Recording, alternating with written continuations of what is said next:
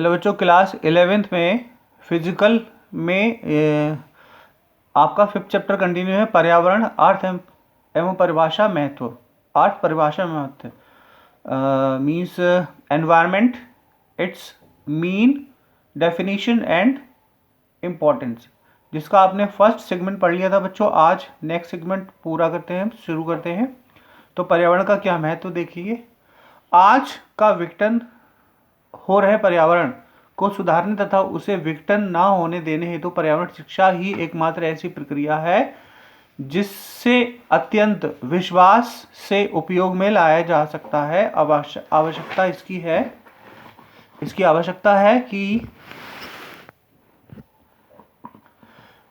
इस बात की है कि इसकी योजना अत्यंत व्यवहारिक हो तथा इसे निष्ठा और लगन के साथ लागू किया जाए।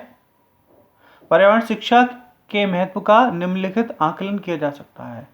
नंबर फर्स्ट है, सौर मंडल केवल पृथ्वी ही एक ऐसा ग्रह है जिस पर जीवन संभव है।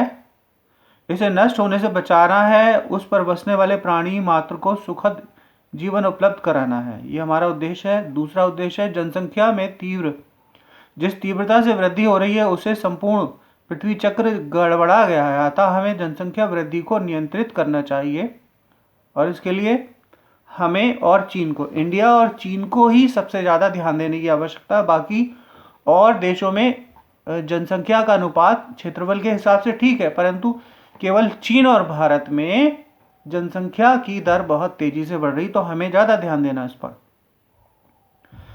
प्राकृतिक संसाधनों का विशाल भंडार ही अंततः सीमित है, उनका उचित बुद्धिमत्तापूर्ण प्रयोग हो, यह लोगों को सिखाना है और पृथ्वी पर निवास करने वाले प्रत्येक मनुष्य के मस्तिष्क में बैठाना है।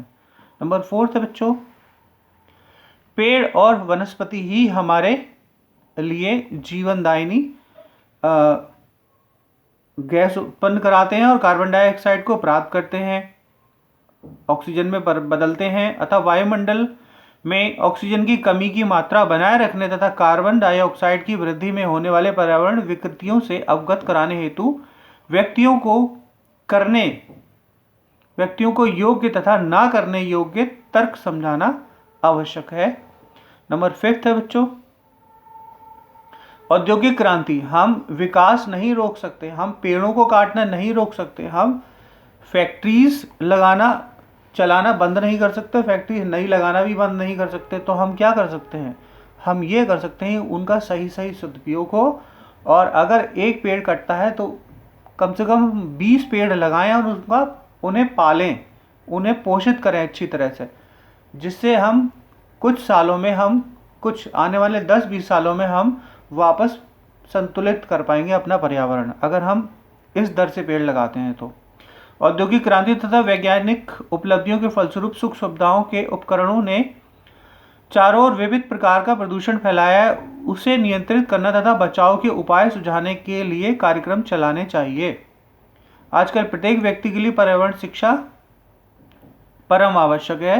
हर एक क्लास में, हर एक कक्षा में ये एक अनिवार्य रूप से विषय लगा दिया है, पर्यावरण शिक्षा या एनवायरमेंटल साइंस। तो आप ये प्राइमरी सेक्शन से लेकर आगे ग्रेजुएशन और पोस्ट ग्रेजुएशन तक इसके एक्स्ट्रा एग्ज़ाम देने पड़ते हैं, क्वालिफाइंग होता है, और ये ज़रूरी भी है। पर पता नहीं क्यों लोग ध्यान दे रहे हैं या नहीं ध्यान दे रहे हैं, मुझे नहीं लगता। इस पर ठीक से ध्यान देना अति आवश्यक है, जब तक हम जागरूक नहीं होंगे कुछ भी होने वाला नहीं है। पर्यावरण शिक्षा के उद्देश्य क्या है बच्चों?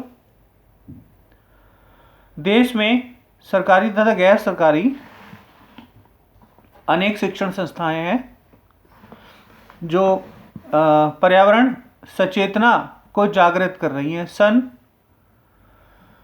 1982 में पर्यावरण विभाग की स्थापना हुई, पर्यावरण मंत्रालय भी खोला गया, अहमदाबाद में पर्यावरण शिक्षा केंद्र स्थापित किया गया। आजकल 200 से अधिक सरकारी संस्थाएं पर्यावरण शिक्षा दे रही हैं।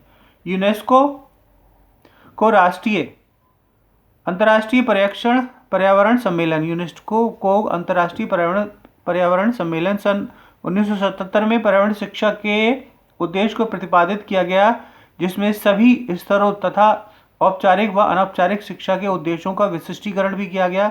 कोठारी शिक्षा आयोग 1966 तथा राष्ट्रीय शिक्षा नीति 1986 में पर्यावरण शिक्षा के उद्देश्य हेतु संस्तुति की गई है। छात्रों को भौतिक एवं जैविक पर्यावरण के संबंध में जानकारी दी जानी चाहिए तथा विद्यालय के अध्ययन विषयों के साथ पर्यावरण शिक्षा को भी सम्मिलित किया जाना चाहिए।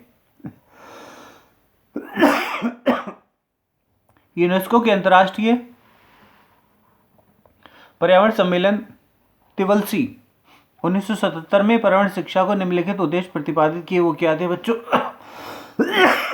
नंबर 1, पर्यावरण की जागरूकता का विकास करना, पर्यावरण की समस्याओं के प्रति संवेदनशीलता विकसित करना। नंबर 2 है पर्यावरण के घटकों एवं समस्याओं के संबंध में ज्ञान एवं अनुभव प्राप्त करना।